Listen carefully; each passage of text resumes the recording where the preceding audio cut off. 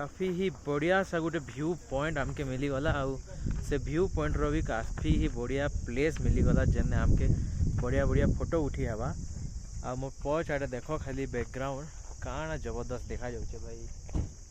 पूरा गछ पतर पाइन ट्री ना सब नहीं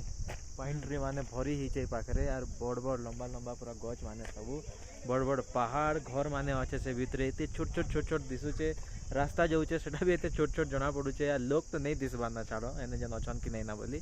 आर व्यू वेदर बहुत ही साफ अच्छे क्लीयर अच्छे लगी पहाड़ माने बहुत गुड़ी अच्छे आम जेन शांत थिला बेले ड्राइंग नहीं करसु क्या पहाड़ माने बनासु गुटे ऊपर गुटे गुटे ऊपर गुटे पूरा से प्रकार व्यू है यहाँ तो तुमके मैं देखे पार्बी कि नहीं कहीं कि बहुत दूरे दूरे अच्छे आखिरे हल्का फल्का दिशुचे तो कैमरा हेतकी कैप्चर नहीं भी करि पारे पचाड़े जेन भ्यूटा बहुत ही शानदार व्यू ये व्यू मान के एंजॉय करवार लगी आम पहाड़ एरिया के चुनसु आर नहीं मैक्सिमम टाइम आम पहाड़ एरिया के आसू कहीं कि व्यू सांगे भाई प्यार हो जाइए आर आगे भी हेन्ता कंटिन्यू रहबा।